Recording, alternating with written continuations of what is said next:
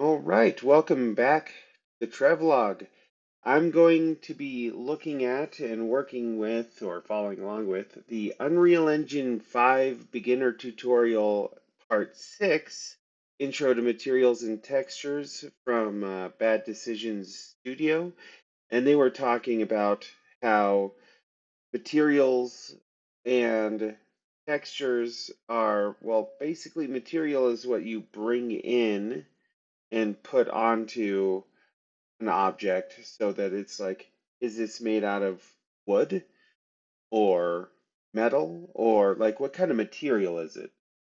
And whereas the texture has more to do with the quality of the material, like if it's shiny or whatever kind of stuff. And so they're going to show us how um, to bring in different materials and pull stuff from the internet and Uh, we'll see what all they show us exactly. If history is prologue, then my introductions are not necessarily accurate as far as what all they're going to teach. Find out. And by the way, I am not going to pull in the reference this time because, well, last time it was totally unnecessary. And this time, Uh, if it becomes necessary, then I'll do something about it. But for now, let me move myself out of the way because I need to open up the content drawer down here. Oh, also you can push Control and Space. Ah. And then they said under Content to create a new folder. So let's right click the content folder, go up to New Folder, and then we'll call it Materials. And then enter. Now we have this materials folder within the content folder, and we can use that to pull in whatever materials we're going to pull in. Okay, well, let's continue. Okay, so once we have this folder, we can right click it, and now mine looks different from theirs. Let me just pause and figure that out real fast. Okay, so what the issue was is I right-clicked the folder and that gave me some folder options, which makes sense. But what I needed to do is right-click under in this big black space here where it says drop files here, or right-click to create content. I hadn't read that, so okay, right-click, and now I can add a material.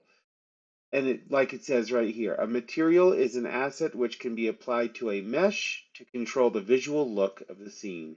When light from the scene hits the surface, the shading model of the material is used to calculate how that light interacts with the surface. And then warning, creating new materials directly increases shader compile times. Consider creating a material instance off of an existing material instead. Um, cool. So click that. Additionally, we could have clicked add and then added it here as well this way. And there are a lot of different options like animations and artificial intelligence, blueprint, foliage. There's all kinds of stuff in here, which I'm sure we'll get into with time. They said that we're going to rename this. So I'm going to right click, rename. And they said call it box material, and that's because they are it to work with the TIE fighter boxes that we made last time. Uh, Apparently, however, other people have a tendency to call it, uh, yeah, they call them master materials or parent materials, and there are children or child materials, which I don't know anything about yet, so I'm not going to pretend like I do. But just to say, at this stage, that is not something we're going to call it this time. Apparently, that's going to make it easier for us. So, with that.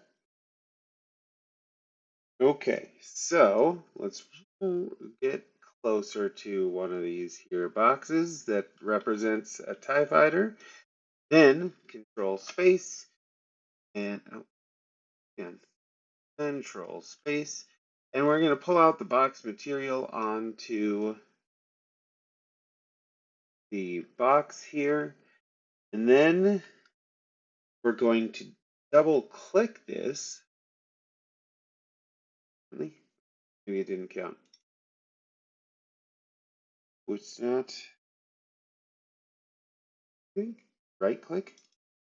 Oh,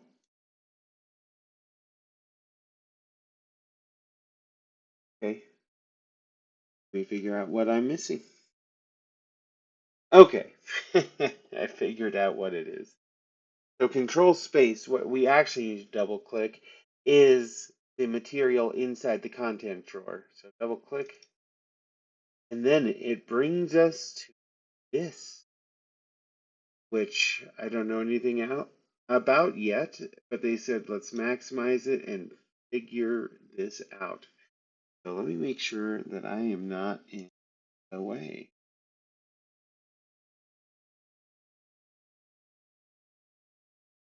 Okay, so now that we're here, a couple of things. One that's, I think, obvious, but to be clear, this spherical object here is the showing us what the actual material looks like. So what we just opened and dragged out onto the cube looked was this color. And if I want, I can scroll out with the scroll wheel, scroll in. With left click, I can move around this object, and then inside the material graph, it says right here at the top, material graph. You can also scroll in, which I'm going to do, and right click to grab and move. So we're going to be changing the color first. I'm going to show us how to bring, this is, by the way, called a node, uh, the box material node. This is kind of like the primary node that all the other nodes will connect to from what it sounded like, which that's cool. So it has a bunch of different options, and let's wait and see what they show us. We're going to be doing an RGB color, so I'm not going to get into any particular detail about RGB, but yeah, so they said we're going to bring in an RGB node, like I was saying, and that the hotkey for that, which they were saying definitely memorize this, is if you hold the number 3 and then left click, and there it is, the RGB node. Okay, let's see what we do with it. Okay, so this um, first thing to mention is the 000 is the number specifically for black, this black color. And then as far as the node, I'm going to click and drag this here because I have it on that side. I don't think it matters. Good. Yeah, it doesn't matter. But I'm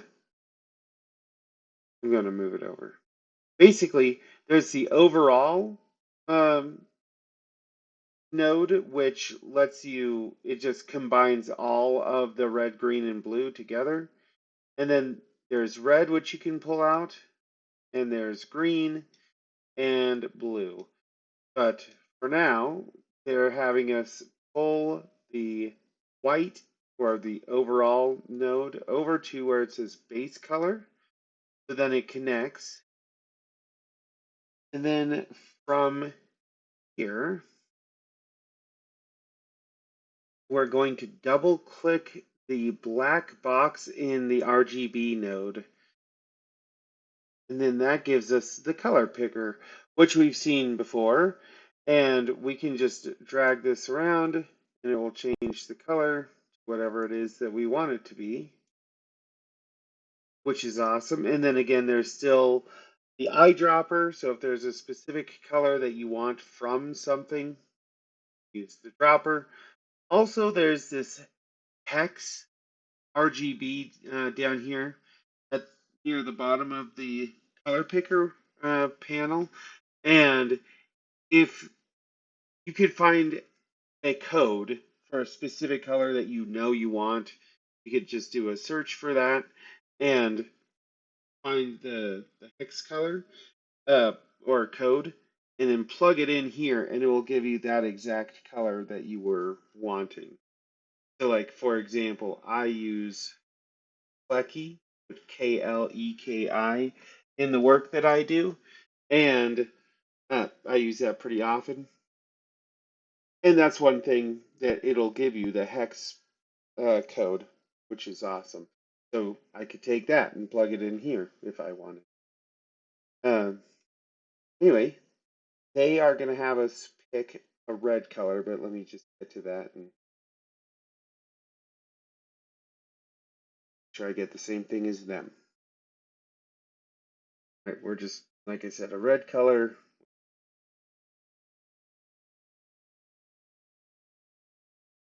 There we go. We click OK. And now the sphere is red and this box inside the node is also red. Cool.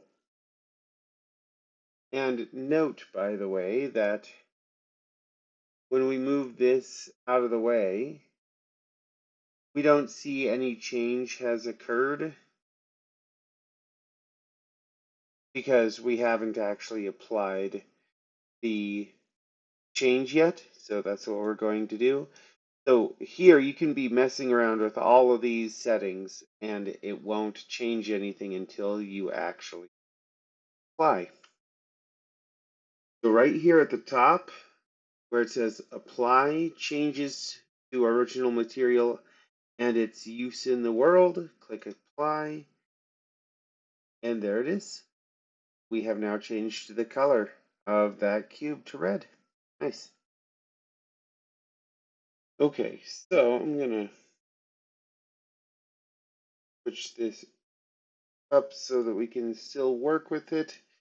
The material panel. And then what they were just talking about is we're going to add a new value to change the metallic appearance of the shape. And the hotkey for that is hold one, and then push left click, which that's pretty cool. RGB has 3 different values that you're working with, red, green, and blue, whereas this is just one value. And so that hotkey is 3 left click, and this is 1 left click. Oh goodness. Undo. What have I done? I'll click here. 1. Okay. Let's, yeah. Okay. And then they said, let's drag this over to metallic until you see the little green check mark, and then you can let go, and now it is hooked up. So let's go ahead and at this point, change the value to, I wonder if I could.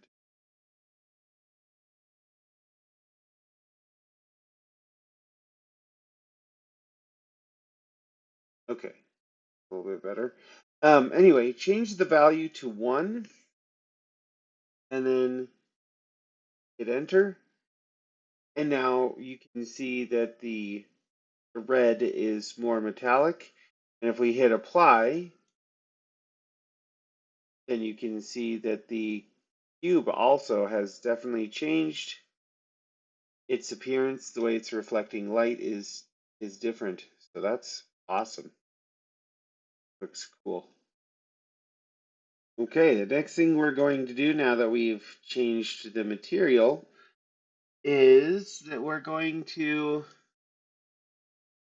add another value here so that we can change the specular value.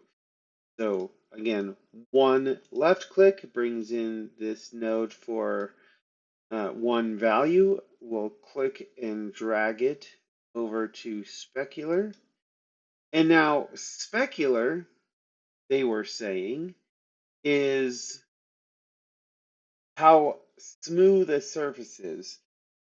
So when the surface is very smooth, the reflected highlight is E. As the surface becomes rougher, the reflected highlights get broader and dimmer. This is a more diffused reflection. And when we look at the definition here in Unreal, it says used to scale the current amount of specularity on non-metallic surfaces and is a value between 0 and 1. Default is 0.5. Okay, and it did say 0.5 before I connected this node to it. Let's see what they have us do.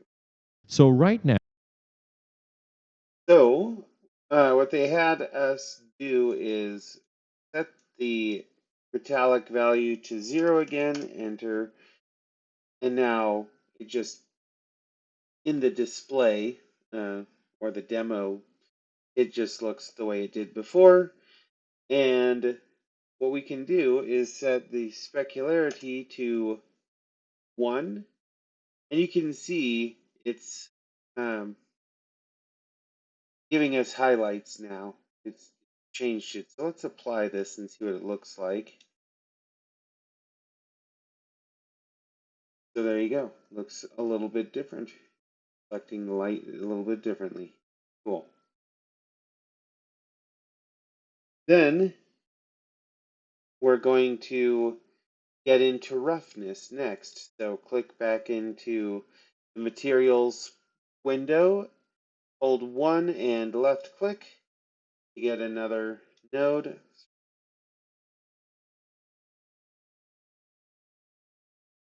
Okay.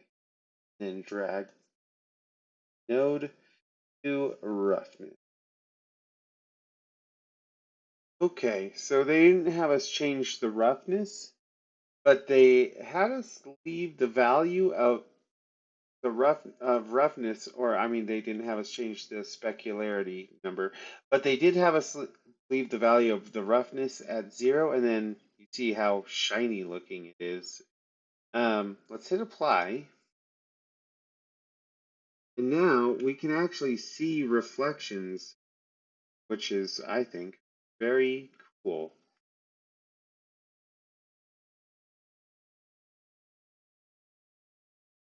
Mm,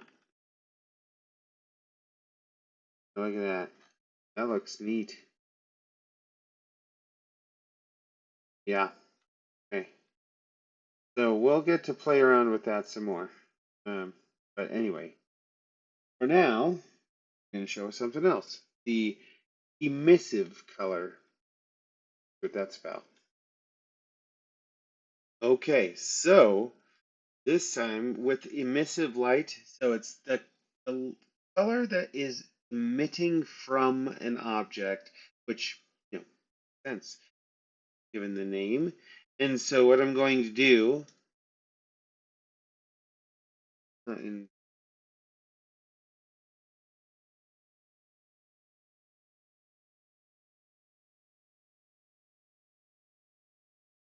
go, okay, with that, it's going to be emissive light, meaning like what color it's putting off, like I was just saying. So we need an RGB node again. So that again is 3 left click, and then we'll connect this to light, or rather emissive color. And then what they did is change the color to white.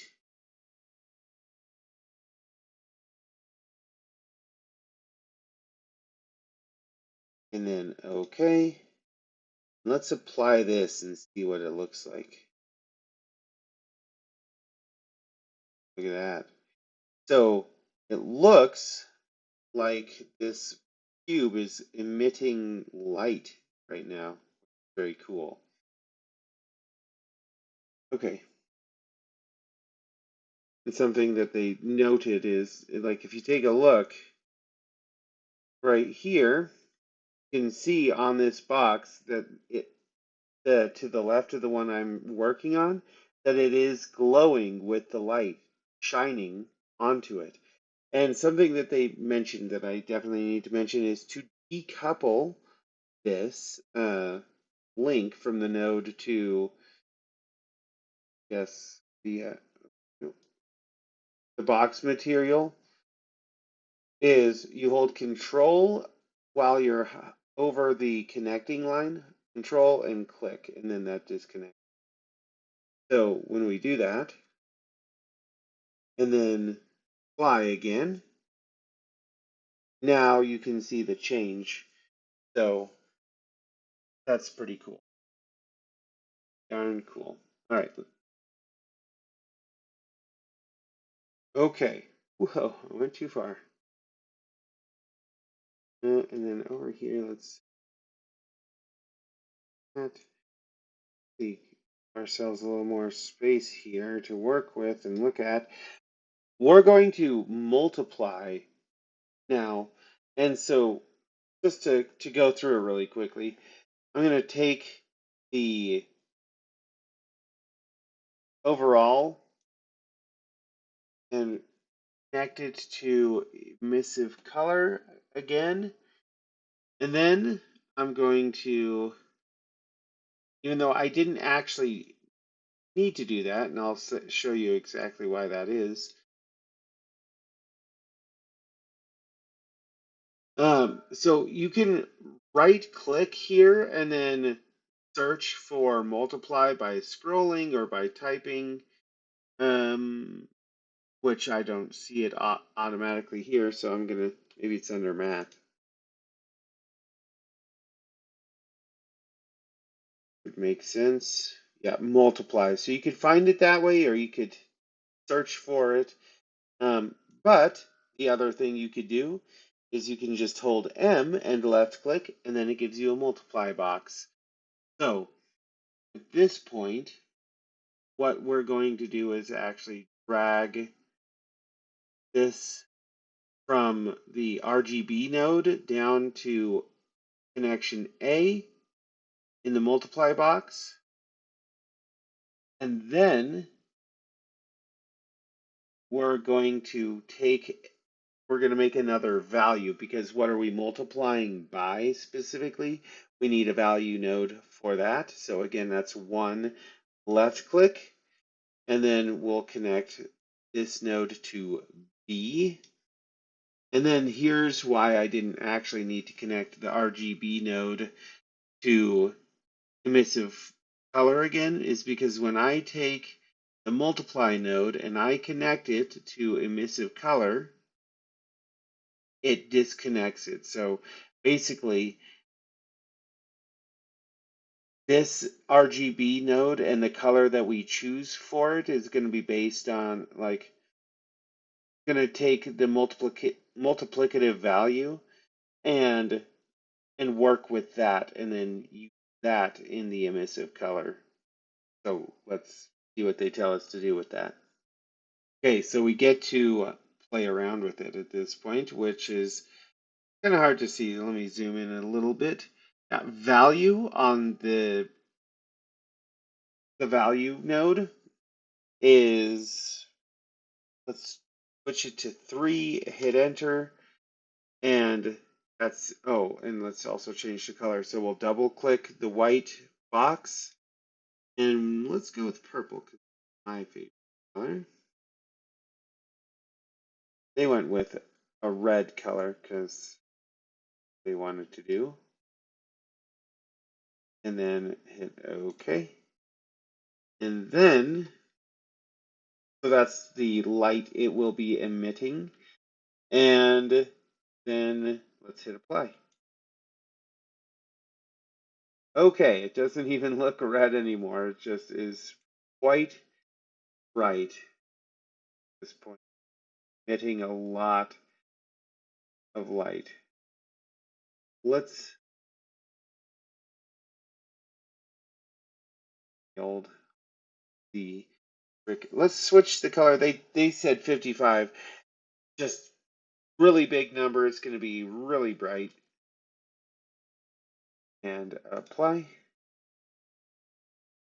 And now you can actually see all this like rendering splotchiness, which they're going to show us how to fix that. But ultimately, we don't want it to be so bright anyway, like emitting so much color. It's just to learn how these tools work. Let's just switch this back to 1, hit enter, and apply. And then we'll save everything.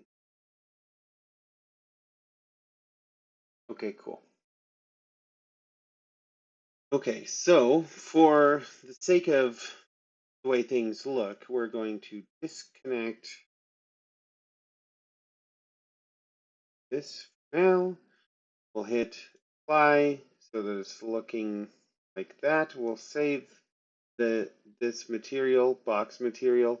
And then they were saying, and let me move myself out of the way again to, you know, we're going to get into the content drawer, and they renamed their box material to box master material underscore box. So rename underscore box. And then basically the idea here at this point is that let's minimize that. We might want to use that material on other items. Like we like all of the settings, but maybe we don't want every single one of the settings. Maybe we want to do something slightly different with it.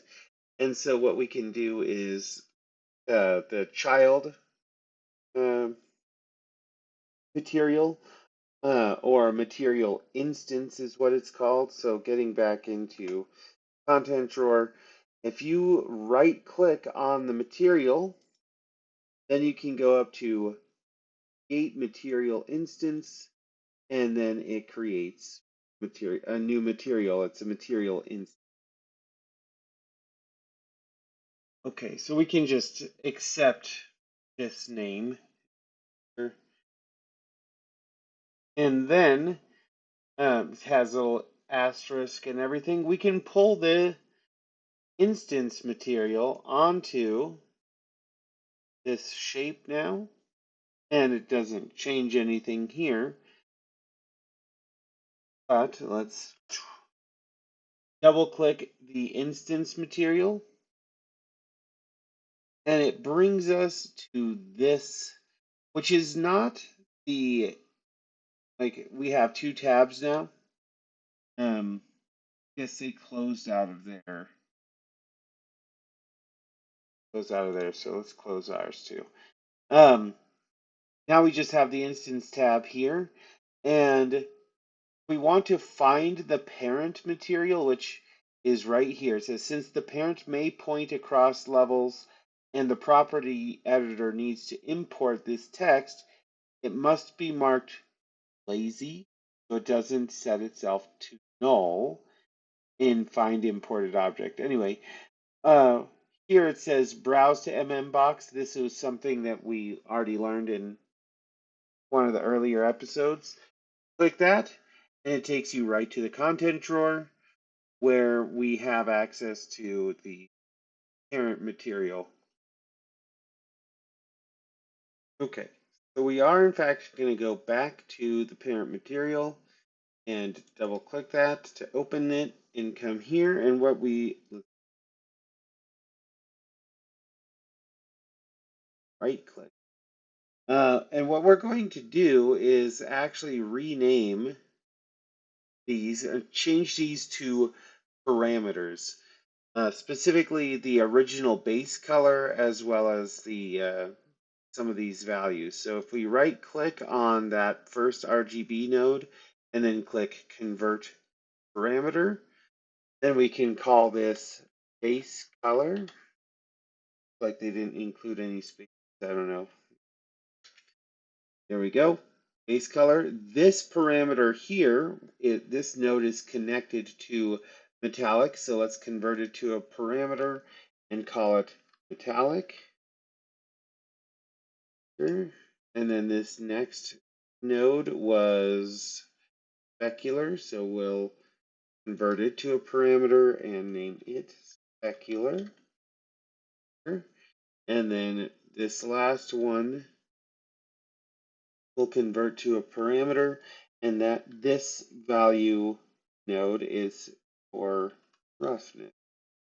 And they said we're not going to worry yet about the emissive color node, and so we'll leave that for now. So now we will apply these changes, and we will save. And what's cool is that when we go back to the instance material that we created, now we can see underneath global scalar, it gives us all these parameters. So this is we have metallic set to 0, roughness set to 0, and specular set to 1. And so we can actually change these from the instance without actually messing with the actual parent material, which is really cool. Okay, so basically, if I select metallic, roughness, specular, and it's not currently showing, so global vector, yeah, base color, I can select this as well. Now I can change like the metallic, and you can see it changing in the actual scene as well as in the instance view. That's so neat. Change this, which doesn't have as much of an impact when you're dealing with something metallic from what I was reading before. So if I were to turn off metallic, yeah, you can see it changing more when metallic is turned off. That's pretty neat. And they changed the color of theirs to back on, just a different color. They went with a blue, so there we go. They just used the circle, but I personally just turned red and green all the way down and turned the blue all the way up, and lo, we have blue, because theirs looks purple. It's like a lavender, but that's okay. We'll hit OK, and then we'll hit save, and now the instance is saved. This material instance is saved, and we can open up our content drawer and see that we have our original parent material. And what we can do is, is that, um, trophy. Oh, not Daisy. Uh, um, control space. I don't know why I said B. Anyway, we can pull the, no, not pull, pulls here and then control Z. Okay, control B. We can make another material instance, and they are saying they're going to call this one yellow. So it could be box and then yellow. And enter. And then this one we'll rename as well. and we'll call it instead box blue. And then pull this out onto that white cube right next to it and double click this, and we can change it to yellow.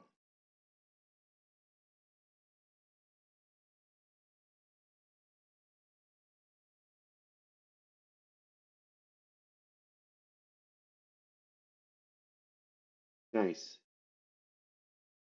Okay. Now, when I save this, you can see across the top I have a tab specifically for looking at and dealing with the box blue, the box, which is the parent, and box yellow. So I have these two different instances that are giving me two different colors. But it has all the same values as the original parent material, except for color. Okay, so now we're going to go back to the parent, and we're going to connect this multiply to emissive color again, and we're going to convert the RGB node into a parameter and call it emissive 1M. Emissive color, and we'll also make the intensity or the value rather, the value that we use to decide like how much we're going to scale the emissive light by. Anyway, convert to parameter, and we're going to call it emissive intensity.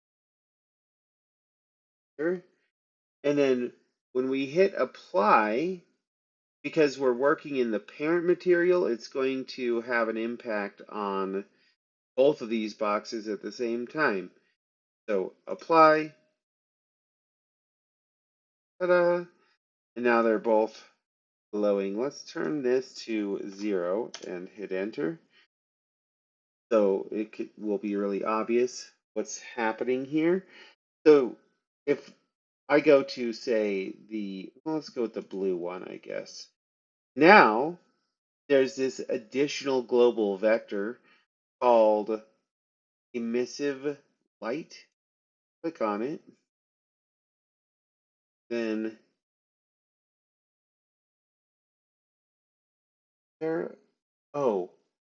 this is why it's not. It's the emissive density. There it is. So now I can scale this. Whoa. That's very neat. And it's not impacting the other one, but yeah, this is very, very cool. Okay. So that's emissive light, metallic, roughness, specular, the base color in the first place, and scaling how much light is emitting. That's really cool. Something I didn't just mention, but could have, is that you can change the emissive light to some other color you want emitting. And so like green, for example, and then hit OK. And then let's increase. And now you see it's emitting a green light, which makes it come through. And that blue mixed with the green creates this aquamarine type color, which makes perfect sense. That's very cool. All right. Okay, so the next thing that they're going to do is bring in some materials and assets and such from internet. So I'm going to close. Oh, cancel. I guess we'll all of this stuff for now. I'll just leave that as it is. Close. I like to apply the changes.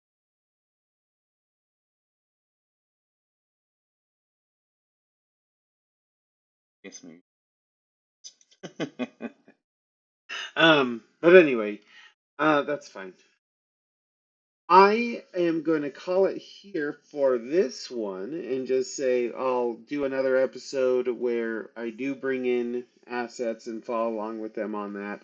But for now, I'm going to call this good. We're at 40 minutes already. And so this will be how to use these tools within Unreal, and then next one will be about importing. So kind of split it up into two. And with that, thanks for being here. And I look forward to continuing to learn how to use Unreal. I'm actually super excited to see how to work with nodes a little bit because um, I want to be able to use the blueprint, which I heard something about. I am a total noob uh, walking into this. So as far as all the options that are available, there are just so many, and I'm excited to get into it. So with that, have a good one, and I will see you later.